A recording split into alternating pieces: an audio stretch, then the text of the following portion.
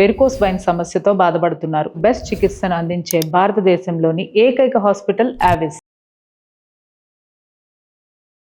నమస్తే, welcome to Suman TV. ప్రస్తుతం మనతో పాటు శ్రీ జగదాంబ త్రిశక్తి పీఠాధిపతులు శ్రీ బనారస్ బాబా గురుగారు ఉన్నారు. వీరితో ఈరోజు మనం కొన్ని విషయాల్ని చర్చిద్దాం. నమస్కారం గురుగారు. అయితే మాఘ స్నానాలను చేస్తూ ఉంటారు, నేను వింటూ వచ్చాను. అయితే దీని యొక్క విశిష్టత ఏంటి, అసలు ఎందుకు చేస్తారు, దానివల్ల కలిగే ఫలితాలు ఏంటి? ఆదిత్యాయ చ సోమాయ మంగళాయ బుధాయ చ గురు శుక్ర శనిభ్యశ్చ రాహవే కేతవే నమో నమః. మాఘమాసంలో మీరు కనుక మొదటి నుంచి చూసినట్లయితే కనుక వసంత పంచమి అంటే నది యొక్క పుట్టినరోజుతోనే ప్రారంభం అవుతుంది. మాఘమాసంలో మొట్టమొదటిగా పంచమి అంటే మాసం ప్రారంభమైన 5వ రోజు పంచమి అంటే. ఒక్కొక్కసారి తిథులు అటు ఇటు కొద్దిగా కాలానుగుణంగా పంచాంగకర్తలు అది ఎప్పటి నుంచి ప్రారంభమైందని దానిలో రాస్తూ ఉంటారు. దాన్ని బట్టి ముందరగా వస్తుంది. ఒక్కొక్కసారి 4వ రోజు రావచ్చు. తిథి ద్వయాలుగా ఉంటూ ఉంటాయి. అంటే కొంత ముందర వెళ్ళిపోయి ఉంటుంది ఒక తిథి, అప్పుడు ఇవి కొంచెం ముందర జరుగుతూ ఉండటానికి అవకాశం ఉంటుంది. దాని తర్వాత మీరు ఆలోచన చేస్తే 7వ రోజుకి వచ్చేసరికి రథసప్తమి.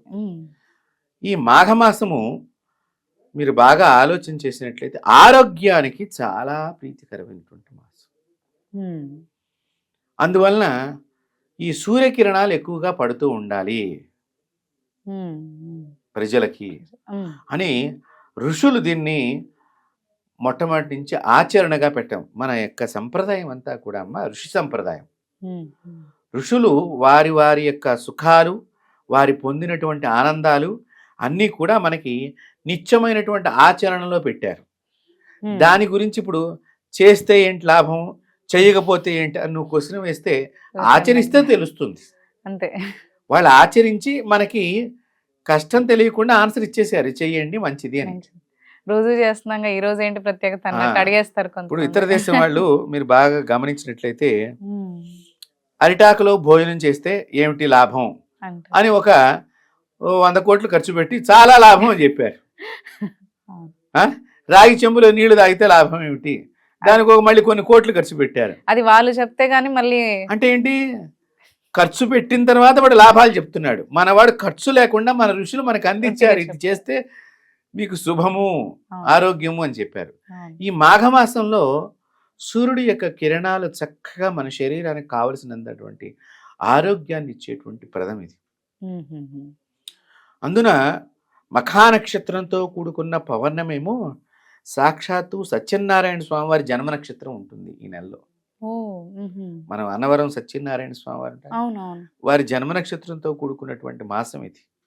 అయితే ఈ రోజున వ్రతాలు చక్కగా చేసుకోవచ్చు. మీకు అన్నవరంలో కూడా స్వామి వారి యొక్క పూజలు విశేషంగా జరుగుతాయి మాఘమాసంలో. కళ్యాణాలే కానీ విశేషప్రదంగా బ్రహ్మోత్సవాల్లాగా చేస్తూ ఉంటారు అక్కడ. కాబట్టి ఈ మాఘమాసం నది దగ్గరికి వెళ్ళి స్నానం చేసిన తర్వాత సూర్యుడికి కంపల్సరిగా ప్రతి ఒక్కరు దోశలతో 12 సార్లు నీళ్లు వదులుతూ ఉండాలి. దీన్నే ద్వాదశ ఆదిత్యులు అంటారు. ఆ వదిలేటప్పుడు మిత్రాయ నమః, రవయే నమః, భాస్కరాయ నమః, నవగ్రహ నాయకాయ నమః అంటూ మనం ఈ 12 నామాలు చెప్పుకుంటూ ఆ వదిలినప్పుడు ఆ సూర్యుడి యొక్క శక్తి మన శరీరంలోకి ప్రవేశిస్తుంది. ఎందుకు, అప్పటిదాకా చలికాలం నడిచింది, జనవరి దాకా, సంక్రాంతికి కూడా మీకు ఉంటుంది చలి. ఈ మాఘమాసం వస్తున్న కొద్దికి కొంచెం చలి తక్కువ అయ్యి వేడి ప్రారంభమయ్యే కాలము. ఇవన్నీ కూడా ఋతువులు, మనకు 6 ఋతువులు ఉన్నాయి. ఒక్కొక్క ఋతువుకి ఇన్నేసి మాసాలు, ఇన్నేసి పక్షాలు, అవి గమనం జరుగుతూ ఉంటాయి జ్యోతిష్ శాస్త్ర ప్రకారంగా.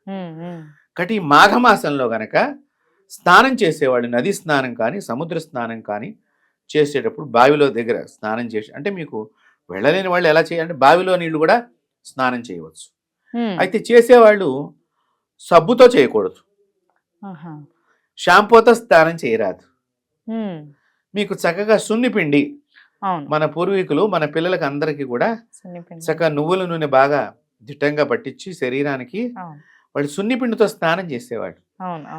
ఆ స్నానానికి వాళ్ళు ఒక 5-6 గంటలు నిద్రపోయేవాడు పిల్లలు చిన్నప్పుడు. ఈ 5-6 గంటలు ఎలా నిద్ర, ఆకలి కూడా వేసినా కూడా వాళ్ళ నిద్రే బలము. మీరు బాగా గమనిస్తే పిల్లలకి నిద్రే బలం. ఎందుకంటే పిల్లలు మాట్లాడితే పెద్దవాళ్ళకంటే చాలా ఎక్సర్సైజ్ చేస్తారు. అందుకని వాళ్ళు ఎక్కువగా ఆహారం తీసుకోవడానికి కారణం అది.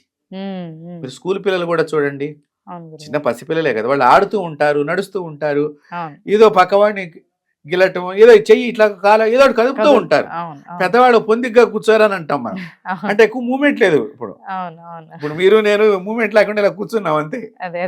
అదే పిల్లలు అలా కాదు, మీరు ఇక్కడ కూర్చోబెట్టినా అటో ఇటో తలకాయ తిప్పుతూ ఏదో ఒకటి చేస్తూ ఉంటారు. కాబట్టి వాళ్ళకి ఎక్కువగా ఈ సంచారం కలిగేటువంటి శరీరం అలసిపోయే లక్షణాలు ఎక్కువ ఉంటాయి.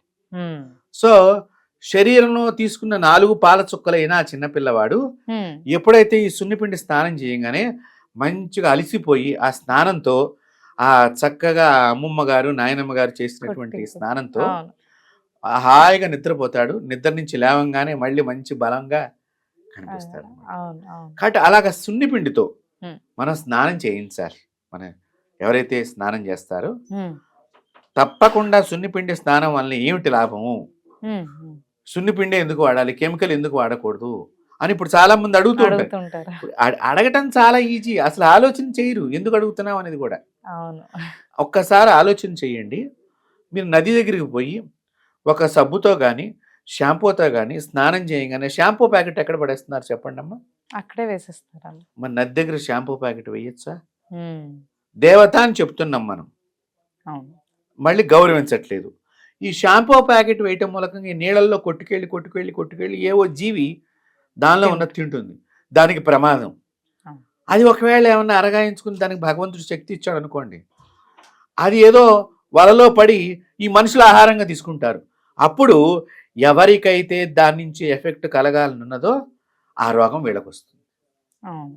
అదే సున్నిపిండి అనుకోండి, పిండిలో మీకేముంటాయి, మంచిగా పచ్చిశనగపప్పు, మినములు, చక్కగా ఖర్జూరాలు, బావన్సాలు అని ఇట్లా ఇలాచి, దాల్చిన చెక్క ఇవన్నీ వేస్తారు, పసుపు ఇవన్నీ కూడా వేస్తారు. దీనివల్ల వేయటం వల్ల ఏమవుతుంది, శరీరానికి చర్మ వ్యాధి రాదు, శరీరం కళను పొందుతుంది. అంతేకాకుండా ఈ పిండి స్నానం అయిపోయిన కిందకి వెళ్ళిన తర్వాత ఇంకో జీవికి ఆహారంగా మారిన దోషం కాదు, ఏమవదు. అది అందువలన సున్నిపిండితో స్నానం చేయాలి. మాఘమాసంలో తప్పకుండా, కార్తీక మాసము, మాఘమాసము ఇట్లాంటి పవిత్రమైన రోజుల్లో నదీ స్నానానికి వెళ్ళిన వాళ్ళు ఆ విధంగా చేయాలి. చేస్తే చాలా మంచిది ఆరోగ్య ప్రకారంగా. సూర్యుడిని రోజు వీడు దర్శిస్తాడు. నది దగ్గరికి వెళ్ళటం వల్ల ఏంటంటే ఇంతసేపు నడిచినంత దూరం కూడా సూర్యకిరణాలు శరీరాన్ని తాకుతూ ఉంటాయి. తాగటం మూలకంగా మనకి డి విటమిన్ కావాలంటే ఎండలోనూ ఇప్పుడంతా లైట్లలో పెడుతున్నారు పిల్లల్ని పుట్టంగానే. పూర్వం పిల్లాన్ని పొద్దున్నే మరగడిపిన ఎండలో చక్కగా బాలసూర్యుడు చాలా మంచిది అని చెప్పేసి కాస్త 8 దాకా 9 దాకా వాడిని అట్లా ఎండలో తీసుకొచ్చేవాళ్ళు. ఇప్పుడు కూడా కొన్ని హాస్పిటల్స్ లో మీకు పర్మిషన్ ఇస్తున్నారు ఎండలో. అంటే ఏమిటి, వేదం ముందరగా చెప్పింది, కానీ వేదం ఎందుకు చెప్పిందని ఆలోచన చేసే లక్షణం ఇప్పటి కాలం మనుషులకి లేకుండా అయిపోతుంది. అంటే పవిత్రమైన మాసం ఇది. అట్లా సూర్యుడు యొక్క గొప్ప మాసం ఇది, రథసప్తమి. ఆయన ఇక నుంచి ఉత్తరాయణ పుణ్యకాలానికి వెళ్ళటంలో 7 రథాల మీద మంచిగా 7 మీకు చూడండి, ప్రతిరోజు కూడా సూర్యకిరణాలు బాగా మనకి ప్రకాశిస్తూ కనిపిస్తాయి ఇక నుంచి కూడా. అందుకనే ఎండాకాలం వస్తుంది. అంటే మనకి ఆ సూర్యుడు యొక్క కిరణాల ద్వారా రోగాలు పోయేటువంటి, అప్పటిదాకా మనకి శీతాకాలంలో నిమ్ము చేసిన, కార్తీక మాసం తలస్నానం చేసి తలలో నిమ్ము చేస్తుంది, కొంచెం సైనస్ ప్రాబ్లం కానీ, జలుబుగా కానీ, దగ్గుగా కానీ ఇవన్నీ కూడా తొలగిపోవడానికి సూర్యుడు యొక్క ఆరాధన మాఘమాసంలో మరీ ఎక్కువగా చెప్పడం జరిగింది. అక్కడ రాగి కాయిన్స్ లేకపోతే రాగి ముక్కలు ఆ నదిలో వేయటం మూలకంగా నీరు శుభ్రపడుతుంది. తర్వాత దాని ద్వారా ఆ రాగి సూర్యుడి కిరణాలను తొందరగా లాక్కుంటుంది, మిగతా వాటన్నిటికంటే కూడా ఎంత దూరాన్ని ఉన్నా కూడా లాక్కోగలుగుతుంది. అప్పుడు ఈ నీళ్ళల్లో ఉండేటువంటి క్రిమి, చెడు క్రిమి అంతా కూడా నశించిపోతుంది ఆ లాక్కుంటం మూలకంగా. కాబట్టి రాగి యొక్క వేయటము, అలాగే నదిలోంచి మట్టి కొంచెం తీసి ఒడ్డున దూరంగా పెట్టాలి. దాని ద్వారా ఏమవుతుందంటే నీరు అక్కడే ఉండటానికి మనం సహకారం చేసిన వాడు అవుతాము. ఇది తీసి దానికి పూజ చేయాలి ఆ మట్టికి. అట్లా పూడిగా తీసినట్టు అనమాట ఒక రకంగా. అందరూ వెళ్ళి స్నానం పుష్కరాలకు కానీ దేనికన్నా వెళ్ళినప్పుడు కొంచెం మట్టి తీసి ఒడ్డున పెట్టాలి మన పెద్దవాళ్ళు. ఎందుకు తీసి పెట్టాలంటే ఎప్పుడైతే మనం అక్కడ అంటే చేస్తున్న కొద్దిగా శుభ్రం అవుతుంది, నలుగురు పెడితే ఏ చెత్తో చెదారమో కొంత బయటకు వచ్చేస్తుంది. దీన్ని ఎంత సైంటిఫిక్గా వాళ్ళు ఆలోచన చేసి ఒక స్నానం అనే ప్రక్రియ ద్వారా ఎంత చక్కగా చెప్పారో ఆలోచన చేయండి. అవును గురుగారు. ఆరోగ్యం ఈశ్వరాదిత్యం, భాస్కరాదిత్యం. ఈశ్వరుడే ఆరోగ్యాన్ని ఇవ్వాలి. ఆ ఈశ్వరుడే సూర్యుడి రూపంలో మనకి ప్రత్యక్ష పరమేశ్వరుడుగా కనిపిస్తున్నాడు. అవును. ఆయనకు అనుగ్రహంతో ఆరోగ్యం భాస్కరాదిత్యం అని అన్నారు. కాబట్టి ఆ భాస్కరుడు మనకి ఆరోగ్యాన్ని ఇచ్చేటువంటి మహామాఘమాసంలో ఆయన జన్మదినోత్సవం కూడా వస్తుంది. చక్కగా అప్పుడే చిక్కుడాకుల్లో పాయసం వండి పెట్టేవాళ్ళు. అవునవును. చిక్కుడు కాయలకి రథంలాగా తయారు చేసి చీపురు పూలను గుచ్చి, కొత్త చీపురు పూలను గుచ్చి, మళ్ళీ ఆవు పిడకల మీద ఇత్తడి గిన్నెలో పాయసం వండి సూర్యుడికి నైవేద్యం చేసి అది ప్రసాదంగా తినటం. దీని ద్వారా చాలా ఆరోగ్యప్రదము.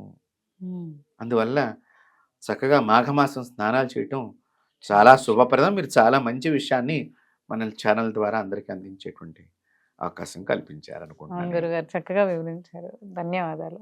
నమస్తే.